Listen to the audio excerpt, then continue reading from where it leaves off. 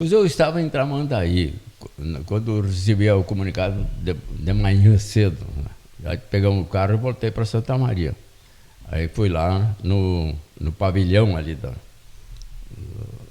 da prefeitura, né? Sim.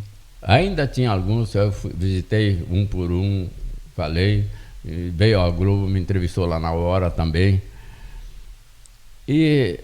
E aquele sofrimento daquelas pessoas, uma coisa assim incrível, né? A dor da separação e da forma como aconteceu o falecimento. Então, um amigo, o dois ou três, até me falaram: por que você não escreve uma mensagem que ele possa ter na cabeceira da sua cama, que possa levantar um pouco o astral, porque o sofrimento é muito brutal, né? Eu digo: não vou. Depois digo: tá, mas se eu tenho esse dom, por que eu não vou fazer o bem através desse dom? Aí escrevi numa semana ali o livro, né? Quis uma porta para o céu. Criando essa imagem de que aqueles que partiram estão continuando a fazer a festa lá no céu, foram recebidos de braços abertos pelo Pai Celestial. E aí fui colocando depois a mensagem, partindo do sofrimento deles, para libertá-los dessa dor imensa, desse sofrimento. E assim fui trazendo um trabalho espiritual e psicológico para as pessoas.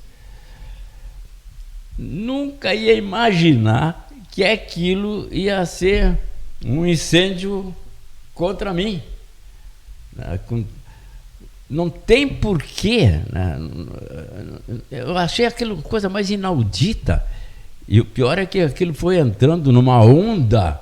Aí eu vi a rádio daqui, outra rádio da lá, outro cara lá, todo mundo para cima do Padre Lauro. E muita gente não tinha lido o que o senhor escreveu, né? Muita gente que criticou sequer leu o que o senhor escreveu, né? Sim, eu vou lhe contar uma história, Guilherme. Houve uma senhora que me processou, porque ela sofreu quando leu o meu livro, que ela estava se recuperando com psicólogos e ao ler o meu livro sofreu. E eu me lembro da audiência. Então fomos lá no juiz. O juiz chamou a senhora, né? Senta aqui na minha frente, faz favor. Dona tal, eu só vou lhe fazer uma pergunta. A senhora leu o livro do Padre Lauro? Não li. Sim, mas e aí então como é que... Pois é, os outros me falaram, tudo mais. Aí o juiz já viu, né? E tinha uma testemunha. Aí ele disse: a senhora aí, testemunha, já viu? Mas quer falar? Quero. A testemunha, né? Engrossou. Aí então, senta aqui. A senhora leu o livro do Padre Lauro, quis uma porta para você? Não li. Então você vê como é que é, né? Eu acho que eu não sou ninguém para julgar esse grupo aí que assume essa dor, né? Mas podia ter sido tudo diferente. Eles podiam ter reunido o sentimento da comunidade, o apoio da comunidade, a simpatia da comunidade. Mas aquilo criou, não sei, uma coisa tão esquisita de sentimento que está dando o que está dando aí agora, né?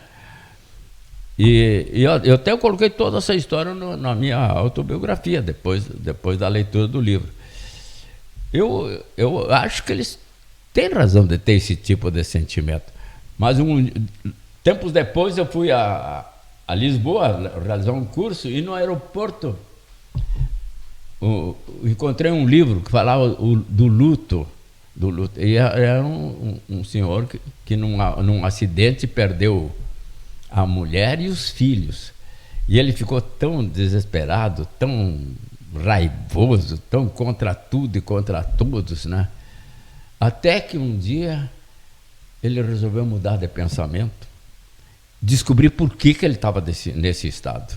E escreveu um livro sobre luto e fundou também uma associação, não me lembro do luto, não sei que nome é que ele deu lá, E ele diz que quando a pessoa está num estado desses, como aconteceu aqui, aquele sofrimento, eles buscam tudo aquilo que pode acusar para poder sentir um alívio dentro de si. Seja bombeiro, seja prefeitura, seja salão, seja o gaiteiro, seja o que for. Busca tudo o que é isso para desafogar essa raiva que tem dentro. E aí eu fiquei analisando, né? Então a gente tem que ter compaixão, porque é mais um estado de dor, né? É um estado de rasgar-se a si mesmo contra tudo e contra todos, porque foi uma injustiça ter perdido uma juventude assim, um filho, uma filha, né, nesse caso. E eu continuo ainda rezando para todos eles, para que tenham esse consolo de deixar com Deus, não afligir a terra, se a gente pudesse imaginar isso, né? Sei que o sofrimento daqui continua afligindo os que estão lá, que querem dizer, não, deixa, nós estamos aqui felizes, em paz, e vocês reconstruam a sua vida, que a vida continua. É muito complicado, né? Mas eu não podia deixar de lhe perguntar, porque afinal foi algo que aconteceu diretamente com o senhor. Os dois argumentos, entre outros, que me acusavam, por que ele foi escrever agora, logo em seguida? Por que não esperou para escrever mais tarde? Bom, mas o cara então não lê.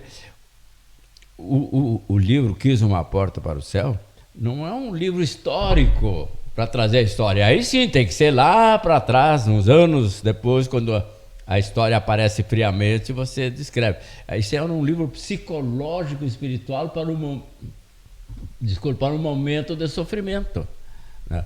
E outra coisa, vai ganhar dinheiro em cima disso, mas que dinheiro? Se eu ia deixar tudo para ajudar os que estavam sofrendo e que estavam em tratamento e tudo mais, né? E são essas coisas que o que eu via que era tudo uma injustiça, então era uma carga em cima da outra. E tem uma outra questão também, né? Geralmente quando esse tipo de coisa acontece, porque tem muita gente que não tem a dimensão de quem é o Padre Lauro, né? Tem isso também. Exato. O Padre Lauro, ele é um santamariense conhecido no mundo inteiro e foi até como eu falei no início do podcast. A gente tem aí dos grandes santamarienses que Santa Maria teve, Mariano da Rocha, Felipe de Oliveira, Astrogildo de Azevedo, né? Talvez um dos poucos que ainda estejam entre nós é o Padre Lauro. E aí, quando uma figura dessas não se posiciona, quando uma coisa assim acontece, uma coisa dessa magnitude acontece na cidade dele, também é cobrado, né, padre?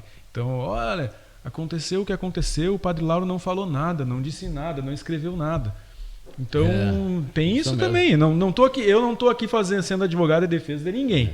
Eu só estou apontando que também tem essa questão. As pessoas que estão na posição que o senhor está e que outros grandes santamarienses estão, sentiam-se na necessidade de dizer alguma coisa naquele momento. Até eu, que não era, né, era um jornalista recém-formado, até eu quis escrevi crônicas sobre isso na época, porque foi uma coisa que nos marcou muito, né, padre? Enfim.